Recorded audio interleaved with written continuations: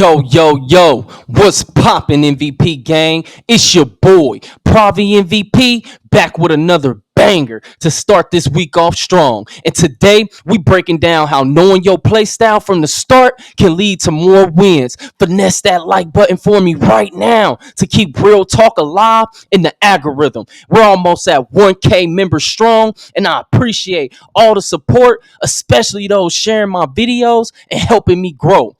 Featuring raw, uncut, and unedited gameplay from the Rivet event yesterday, where I walked on with two randoms and played to my strengths, with one of the users just getting the game this weekend. You know, I was trying to get them rewards, so I went ahead and just had to take that risk of playing with completely random teammates. Also featuring gameplay from the starting five. Let's get into it.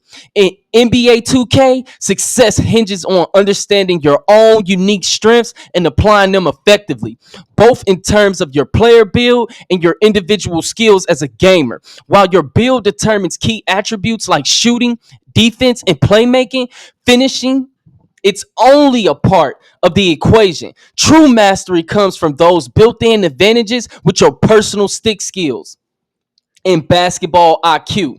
Playing to your build strength. Your build is your foundation. If you're a sharpshooter, your primary focus should be creating space for open looks, taking high percentage shots from deeps. If you're a slasher, it's about exploiting those gaps in the defense to attack the rim with power and finesse. Big men need to control the paint by rebounding and protecting the rim and setting effective screens. We know it's some big men that play outside of that, and if it's working for you, then continue doing what's working for you. However, even the best build is only as good as your ability to use it. A sharpshooter who doesn't understand how to move off ball, or a playmaker who can't read defensive rotations, will struggle no matter how high their ratings are. Stick skill is always the ultimate differentiator. Stick skill refers to your ability to execute advanced moves with precision and consistency. Consistency will always play a major factor. This includes mastering your dribble combos, timing your jump shot perfectly, and knowing when to use defensive mechanics like hands up and blocks, and being efficient with your passing. For example, a player with that elite stick skill can maximize the potential of any average build. With someone lacking precision, they may underperform even with a dominant build. And I seen it personally. I had a dude, it's somewhere on my page. He was only like a 70 something overall, but he dropped 40 plus points in improving grounds with my snag my home build because he played to his strengths and he knew exactly what he was doing, and he just capitalized on it. It's not hard. Stick skill will always dominate over a person just having a particular build. If you don't know what you're doing with it, don't have a stick skill for it, don't have an IQ, it's not going to show. Reading the court. Basketball IQ and how you read the court is arguably the most critical factor in 2K outside of stick skill. It involves recognizing matchups, anticipating defensive rotations, identifying open teammates, and exploiting mismatches. A well-timed pass, an off-ball cut, or a simple decision to reset the play can often be more impactful than flashy moves. The ability to adapt to in-game situations, whether it's adjusting to zone defense or countering a double team, can make or break your performance. The intersection of all three. The best players in 2K combine these elements seamlessly. They understand their build strengths and weaknesses, staying within their comfort zone while avoiding situations that expose their limitations. A lot of players on NBA 2K25 expose them own selves by trying to do too much. Their stick skill allows them to maximize their potential, hitting difficult shots or executing the precise defensive stops. Their basketball IQ ensures that they make the right decisions at the right time, using the tools at their disposal to outsmart opponents. Ultimately, NBA 2K is about blending all these factors. Playing to your strengths isn't just about leaning into your build's attributes, but amplifying them with skillful execution and smart strategic decision making while on the court. In NBA 2K, knowing and playing to your strengths are essential to maximizing your effectiveness on the court. It's about staying true to what you do best and not overstepping. And don't ever step out of your game to adjust for teammates who might not be performing at a high level. All the time on my snag my home builds, I got dudes say, "Oh, you in the way, you doing this," and then I stand to the side and watch what they do for a couple possessions. Not only do they be missing me wide open and teammates, they're not even playing efficiently. If you notice somebody's not playing efficiently and what you could do could bring more to the table, you do what you do best. You don't listen to that dude who not really out here doing anything to help the team win, especially if you haven't developed the skills to execute outside your comfort zone. This principle is the cornerstone of consistent success in building that win percentage, especially when what you do can win the game. Like if I know that I can grab 10 offensive rebounds, I'm not listening to this guard who out here who 1 for 4, 1 for 5, all ready to start the game with me playing to his play style. No, you're going to do what you do and get this dub. Knowing your strengths, understanding your strengths mean having a clear picture of what your build excels at and how your personal skills as a gamer can complement that. If your build is a lockdown defender, your focus should be on disrupting the opposing team's offense, forcing turnovers, and providing a defensive anchor. You got to make that impact. If you're a playmaker, your job is to facilitate offense, create opportunities for teammates, and control the tempo of the game. Whether your specialty is shooting, slashing, rebounding, or defending, it should be the foundation of how you approach every possession. You have to put your imprint on the game, make your presence felt, make your skills shine through, playing to your strengths. Once you know your strengths, the next step is leaning all the way into them. For instance, if you're a sharpshooter, you shouldn't waste your energy trying to force contested drives to the basket. That's not your role. Instead, focus on spacing the floor, running off ball screens, positioning yourself for catch and shoot opportunities, but knowing when to move and knowing when to stay put. If you're a big man with dominant post moves, you don't try to stretch the floor by taking ill-advised three-pointers just to fit a certain play style. These type of actions will only lead to a lower win percentage and lower shooting percentage. It's going to make you look like an ineffective player. Don't allow somebody else to make you ineffective. If you're not making your own self ineffective, why would you do that to yourself? You're sabotaging yourself trying to play to other people's strength who ain't even that good at the game. The key is confidence in what you do best. When you stay in your lane and focus on your strengths, you become a reliable piece to any puzzle, providing value that any teammates can depend on. The danger of overextending. Problems arise when you step out of your role to compensate for lesser players who may not even be contributing effectively and efficiently. For example, if a teammate is struggling to create offense, you might feel pressure to take on that role even when it's outside your skill set. As you will see in the first gameplay, yes, they were struggling to knock down shots. That didn't mean that I just go up with the rebound because they're not hitting the shots on the first or two times that I passed out. I'm going to keep playing to my strength because I know with Snag Mahomes, that Hall of Fame dimer is going to kick in. So I continue to trust my teammates no matter how they may be performing at a set time. That's going to lead to more W. Doing the opposite will only lead to inefficient plays, turnovers, and wasted possessions. Instead of trying to do everything, trust in what you do best, whether it's scoring, facilitating, or snagging down boards or locking down the opponent.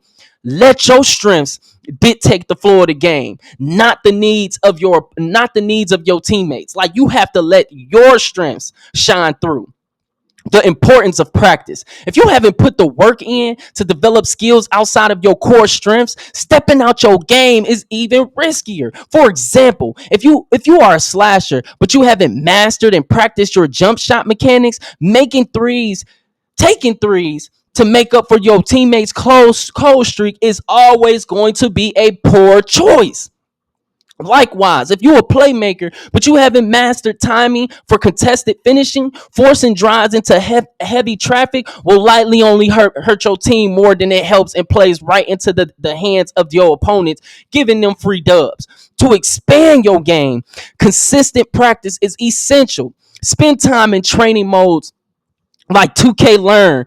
Like a lot of y'all got too much pride. Y'all feel like y'all too good for that, but that's going to actually help you take you to the next level if you need it. They got advanced, novice, starter, beginner on different things and different elements within the game that can help make you better. But a lot of y'all feel like y'all too good for it and you rush into online game modes before honing these skills. Another way you can do it, you can hone your new skills is when you in a blowout game.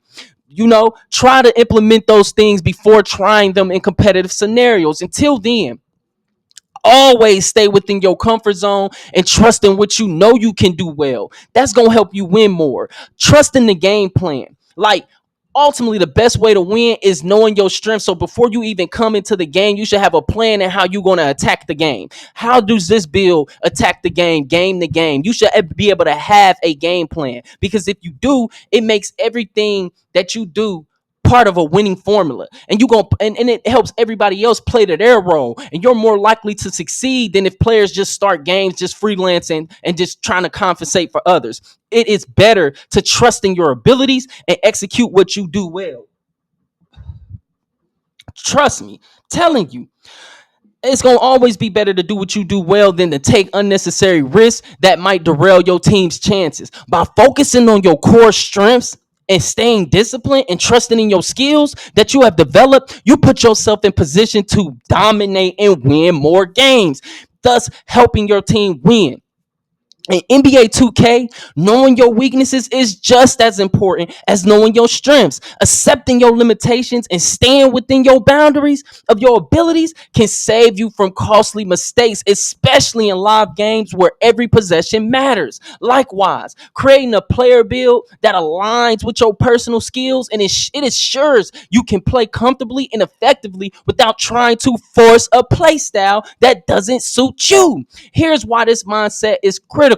Understanding and accepting your weaknesses. Acknowledging your weaknesses doesn't mean you're admitting failure. It means you're being realistic about what you can and cannot do effectively. A lot of players are in denial of this, and it's only causing users across the board to have frustration. It's causing toxic environments. It's causing more losing. For example, if you know you struggle with timing a jump shot or handling the ball under pressure, it's important to avoid situations where those weaknesses are likely to be exposed. Instead of forcing up a bad shot or trying to break down defenders with poor dribbling mechanics, focus on other ways to contribute, such as making smart passes, moving off ball, and playing solid defense. It's a lot of people out. The problem is everybody want to be the number one option.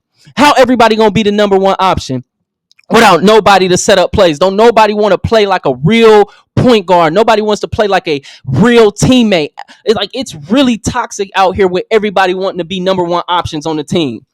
Trying to execute something in a live game that you haven't mastered in practice rarely works. The fast paced and high pressure environment of a real game leaves little room for experiments unless you blowing them out. Taking unnecessary risks like attempting dribble combos you haven't practiced or shooting from beyond your comfort range is going to often result in turnovers, wasted possessions that can shift the momentum to the opposing team. You just giving out free dubs at that point. When you practice before performing, you can expand your game. The time to experiment and develop new skills and practice modes like 2K learn 2K, my court sessions on ranked pro am sliders, or casual games like my career on pro difficulty or higher. Always shooting on high risk. I'm telling you, I practice what I preach. I made a PG and I'm currently winning the championship playing only key games, which will give me all my badges and hot zones. So when I step into that competitive online mode, it only increases my odds of winning. Like just think of this, for example, shooting. If you are not confident in shooting and your shot timing, you need to spend more time practicing the Gatorade training facility, my career, or my court to develop muscle memory before attempting threes in a live game. And I always say play on high risk at all time in every game mode. It doesn't matter. Do not ever change from high risk. I don't care what you're doing because it will stay green or miss. No other in between. So that means when you walk into any other game mode after you've been playing these other modes, it don't matter. The same concept of only hitting that green window applies. This coming from a person shooting at 68% from three. Trust me, it works. Dribbling.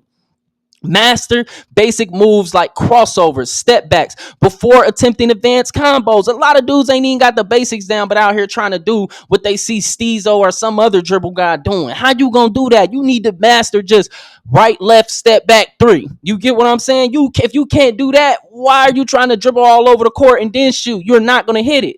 Also, you should have a set go-to move that you can go to at any time. And I'm not talking about the ones that's built in. I'm talking about something you develop, especially as you have to if you want to really be competitive and win consistently. Defense. If your on-ball defense isn't your strength, focus on improving your positioning and timing and offline drills like 2K Learn before taking on the league scores online or practicing your my court with friends. The key is always going to be preparation. Preparation leads to success in everything in life. Once you have put in the work, you gain confidence from that work you put in, and you can slowly introduce these new skills into your game. Avoiding builds that don't fit your play style. Bro, I can make videos on this all day because so many users keep doing it, and it's one of the biggest mistakes that players are making when creating new builds based on what looks good on paper or what someone else has made look effective, rather than focusing on what suits their own strengths and preferences. A meta or overpowered build might work for a skilled player with a specific playstyle, but it could be completely ineffective for you if it doesn't match your skills or how you read or react on the court. For instance, if you're not great at timing jump shots, making a sharpshooter build might lead to frustration for you and everybody else when you're struggling to hit consistent shots. If you're not comfortable dribbling, making a point guard build might not be the best choice because it requires too much precision with your dribble moves and court vision. If you prefer playing on ball defense and crashing boards, a small perimeter based build is going to feel limiting. I'm telling you, instead, create a build that complements how you like to play and aligns with your skill sets that you already developed. If you're naturally good at reading passing lanes, consider making a build focused on defense and playmaking. If you are a reliable finisher in the paint, go for a slasher or a big man build that emphasizes inside scoring and rebounding. But I've always recommend at least having a mid-range to be able to space the floor if the opposing team chooses to pack the paint. That way you have a counter. Basketball is all about counters, bro. It's just like boxing in a way. They do something, you have to find a way to slip that and you got to knock your opponent out. You got to take them out. Like, you cannot allow whatever they're doing to consistently work throughout the game. It's all about adjustments and counters. The cost of ignoring this advice: when you play outside your abilities or use a mismatched build, your effectiveness and win percentage will drop. You become a liability to any team. It not only hurts your individual performance, but it can disrupt any chemistry you could build with potential new users. Like with any users throughout the game, you could have potential teammates, but you ruin it because you're not doing these things. For example, forcing bad shots or turnovers because you're trying to play like someone else instead of yourself and your skill set, you're only going to demoralize the teammates and put games out of reach. That's what leads to dudes just flopping on the ground, standing out of bounds. A lot of dudes do it to themselves. They do it to themselves by playing in a style that does not cater to them. It does not make the people that you playing with care to continue to play. You're going to build self confidence through self awareness. When you understand your weaknesses and accept them, you can focus on maximizing what you do well. This self awareness helps you play smarter, avoid unnecessary mistakes, and build confidence within your role. It allows you to become more valuable to any set of teammates because you're not trying to do everything. You're contributing in ways that align with your strengths and staying disciplined enough to avoid situations that might hurt the team. In conclusion, 2K is going to reward players on who know themselves by accepting your weaknesses and avoiding untested skills in live games and creating a build that matches your natural strengths. You only set yourself up for long-term success. Stay in your lane and and perfect what you good at. Be realistic about what you need to work on before trying it in a competitive setting. It's simple, but it's an effective formula for improving your game and helping your win percentage. Yo, MVP gang, if you made it this far, you are already ahead of the competition. The key to winning the NBA 2K isn't about having the best build or flashy plays. It's about knowing your game, staying in your lane, and playing smart.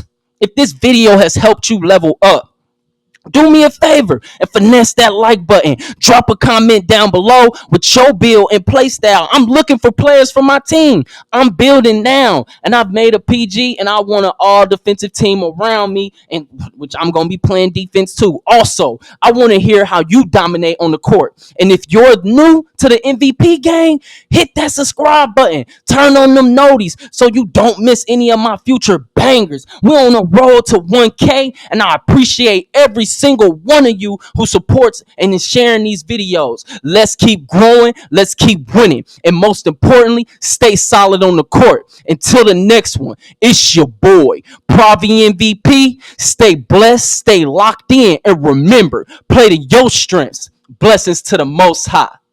Peace.